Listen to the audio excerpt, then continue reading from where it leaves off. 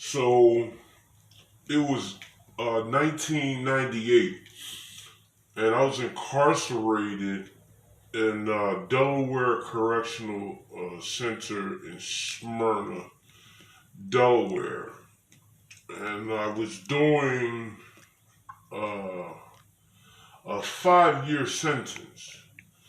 My cellmate had double life plus 8 years.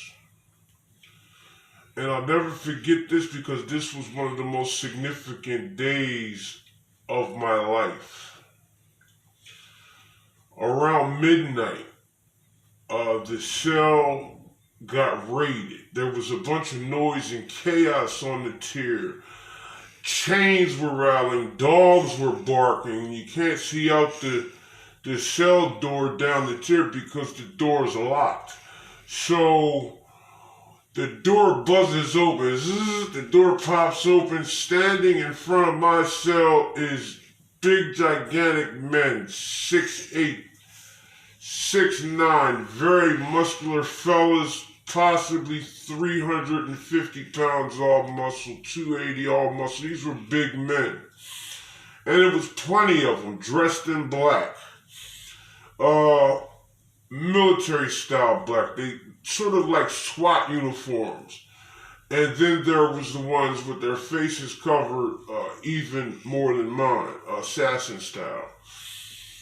And the dogs are just barking, so they come to my cell, and it's for the sake of the information, I'm John Doe. They say, Doe, get on the ground, get one back, get on the ground. And I'm like, yo, what did I do? What's going on? Shut up, Doe, get on the ground. So I'm wondering, what the hell did I do? Are you coming from my celly or something? He's the one that got the double life plus 8 years. Like, I'm about to go home in a few years. What the fuck is going on? So, they were exactly coming for me, and they're telling me, take one bag and come on with us. So, at this time, it's complete pandemonium. The tier is dark. Again, this is midnight hour. And as they drag me out the cell, and I'm trying to stuff as much as I can in one bag, they drag us to a rec room that sets off the tier. Inside this rec room was a few other men, convicts, of course, inmates, who were in the same exact position. So we're all in the rec room at this particular time in this part of the building. There was possibly about 40 or 50 of us in this rec room that was built for maybe about 20 people, comfortably. So we're bunched in like sardines there, and everybody's looking at each other, and we're asking questions to each other. Yo, what's going on? What's up? We don't know the answers. Nobody knows what's going on. It's a mystery to every one of us. So they march us across the compound in a chain gang. We're all tied together, 30 to 40 to 50 people in each chain gang, and they got the building is 1, 2, 3, 4, 5, 6 tiers in the building, 3 on this side, 3 on that side. So they're taking 50 guys from here, 50 guys from there.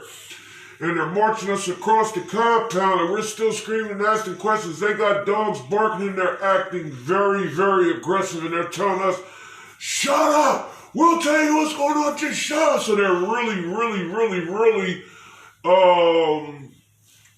expressing their authority. They were allowing us to understand we had no win, and they didn't care if we knew why or if we were comfortable or uncomfortable. They could care less. At that point, that is the most incarcerated I've ever felt. That is the most violated I have ever felt. So they marched us up front to the clerical area. The administrative section. This is where the offices are at. And now, I'm concerned, I'm really wondering, me being a thinker of a land of thinkers, and in a land of thinkers, and then again, I'm looking around and I'm starting to see some of the people who are in here with me, and it's a lot of elites. These well, it wasn't just me, it was a lot of other great men from this facility. So, at this point, mind you, remember the scene. Big super duper stormtrooper looking assassin men. Then you got the SWAT team, dogs barking. I'm not talking about the 60s, I'm talking about the 90s. They got dogs barking on us right here, same dogs, German Shepherds. So, I don't know, now I'm looking at the irony now, German Shepherds. So,